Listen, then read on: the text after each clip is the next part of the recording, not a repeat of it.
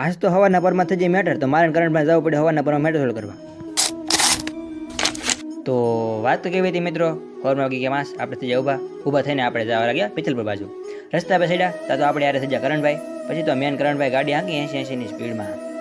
તો ફાઇનલી મિત્રો અમે પગી ગયા છીએ પિથલપુર અબુક્કા પાસે એટલો બધો સામાન હતો, બધો લઈ જવાનો હતો ઘરે. ફાઇનલી અમે ઘરે પગી ગયા અને મૂકી દીધો સામાન. A few moments later.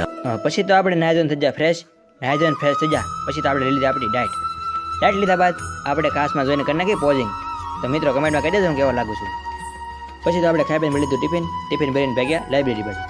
પછી તો વચ્ચે મળી ગયા અમારા નાના એવા અમીબેનને કહી દીધું બાય બાય.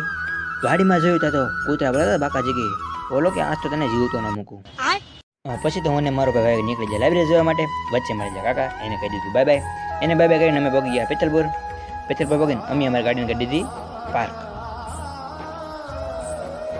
ગાડીને પાર્ક કરીને અમે નીકળી જાય હવારમાં ચા પીવા.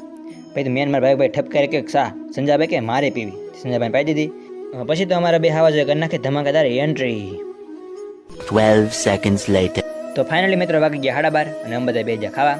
અમે તો ખાવા તો બે જા, પણ ભાઈ તો ખાતા તે બાકાજી કે બોલાવતા. પછી આપણે બહાર આવ્યા તો જોઈ તો જાતું ડીજે. આપણે બધા એમ જોતા જાણે કોઈ જોયું ન હોય. પછી તો અમે બધા ચડી ગયા અગાશી પર ચડીને ગોપાલને જોલાયો પારણીએ. ગોપાલને ભાઈ ફૂલે ફૂલ બાકાજી કે બોલાવી દીધી.